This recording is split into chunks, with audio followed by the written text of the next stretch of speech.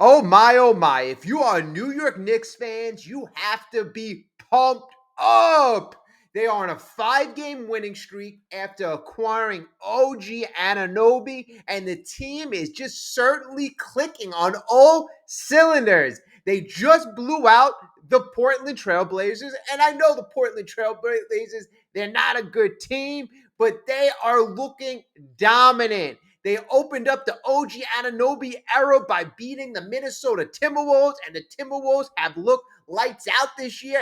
Anthony Edwards is a phenomenal superstar. So, I mean, right off the bat, you could see the difference OG just made on the New York Knicks. And I expect this OG era for the Knicks to get better and better and better. So, as good as the Knicks are right now, is the more they gel, the more they play on a team, they are going to be that much more dynamic and much more dangerous. And that is super scary for anybody else in the NBA. Super scary. Right now in the Eastern Conference, I have them as the third best team, and possibly bumping off the Bucks, because the Bucks right now are a bit shaky. So, I mean, right now, you could essentially consider the New York Knicks the second best team in the Eastern Conference, which is crazy to think, crazy to fathom, especially in the beginning of the year when Mitchell Robinson went down and they were just essentially treading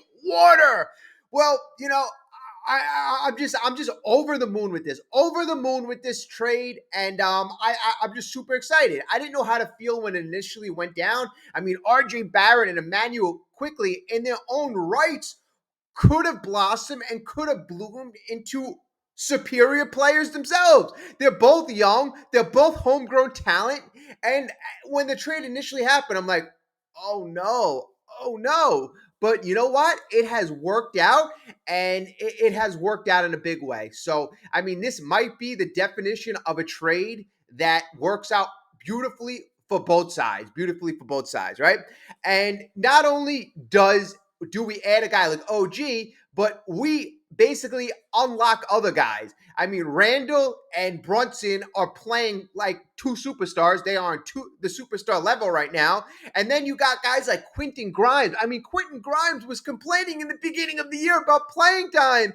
It was him and Dante DiVincenzo both kind of maneuvering and just lobbying for time on the court, right? It seemed like when you had the dynamic of Quickly and Barrett, that there was competition within the team. Now, the only competition is against the other teams, which is how it should be. But when you're fighting for playing time, that's an often dynamic. Anybody who's played on the team, they know that when there's not enough playing time to go around, who are you going to compete with to get the time? You're going to compete with your own players, and that's not a way to be productive. That's not a way for the team to gel. And now everybody seems to have fit into a role. Everybody has their spot. Everybody knows what they're doing, and it is just beautiful, wonderful to watch. Wonderful. I mean, I can't believe the ball movement. I was watching the game the other day. I wasn't working, and I'm like, the ball movement was so beautiful. It was being, passed around Brunson to obviously McBride. He was on the second unit, but I mean, I just couldn't believe the ball movement. It was just beautiful, beautiful, beautiful. No, the ball wasn't stopping. Nobody was hawking the ball. Nobody was worried about their shots. I mean, like, I forgot. Brunson had like 5 points at the half, and the Knicks were up by 20 points. I mean, it is just insane right now how good the Knicks look. I mean, right now, as you see, and I'm going to be doing more Knicks content, more New York sports content. I do a Mets channel, and it's Dominant Mets Nation. So if you want to go check that out, subscribe to this channel and that channel, I would really appreciate it. But right now, the New York Knicks are the team in New York right now. Obviously, the Rangers right now, they're doing well, but there is so much damn excitement. The Knicks, I think about them all day right now. It is just super, super excited to watch.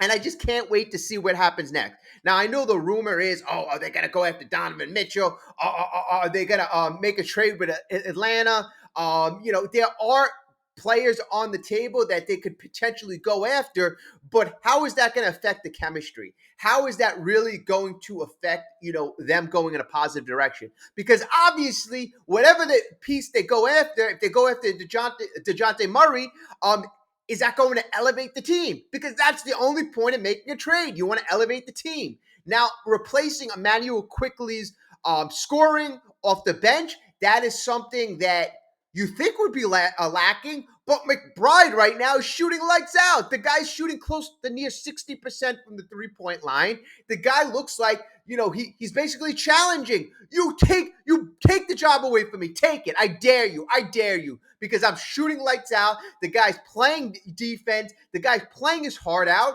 And he's daring. He's daring the front office to take the job away from him. And, the thing about DeJounte Murray is, a couple years ago, everybody would, if it was cost 2 first-round picks, yeah, they do that deal in a heartbeat.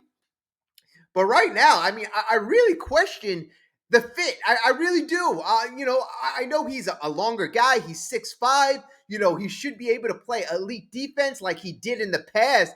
But the fit with Trae Young, he didn't elevate that team at all. At all. I thought that, once they made that trade, Atlanta, the team was going to be elevated. So I'm a little worried about that. Then, Malcolm Brogdon was another guy, but Malcolm Brogdon, quite frankly, looked like a stiff the other night. He really did. He really did. I mean, you see our team running down the court, crazy ball movement, playing at a fast pace. And then, I know he's not in a great position playing on the Portland Trailblazers, but I'm like, is that the guy I want to give up possibly a first-round pick for? Do I want to waste one on him? I don't know. I mean, I think we're going to have to really explore all options, but here's what I really wanted to get to, and it's basically the title. Okay, so Barrett, Quickly, obviously they're doing okay to great in Toronto. Good for Barrett. He goes home, Quickly gets to start. It wasn't working out, right? It wasn't working out. What were the reasons?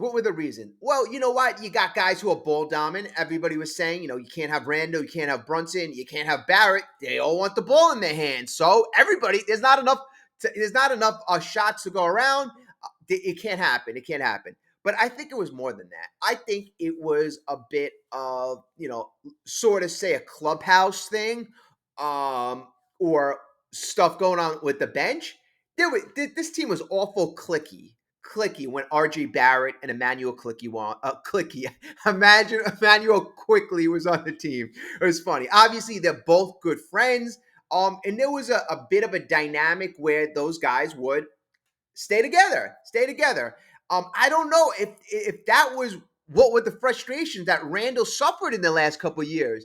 I don't know if Barrett was often favored because he was drafted by the Knicks and the Knicks were trying to develop him, but there has been a huge transition amongst the entire roster, amongst Julius Randle, really specifically. I see this guy as his face lights up now when he's on the court. He looks like the player and the leader that we needed him to be for the last couple of years. And we always said that in the playoffs, the reason why we failed was because regular season Julius never showed up.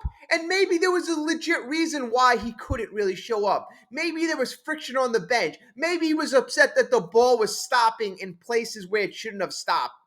RJ Barrett. Maybe there was stuff going on behind the scenes, which I suspect that really put the ceiling on this team. You take those distractions and you take that away, and now the sky is the limit. You have a Tom Thibodeau run team.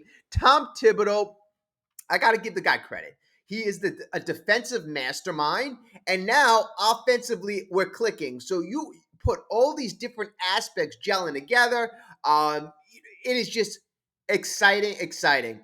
Okay, so, I want to do a quick first video. I haven't done a video in quite some time. I'm going to be restarting this channel. I want you to stick around, especially if you came this far. Like, subscribe, share the video. Let's grow this channel. If you want to check out my Mets content, Dominant Mets Nation, check that out as well. I appreciate you. Thank you so much. I will talk to you very, very, very soon. And let's go, X.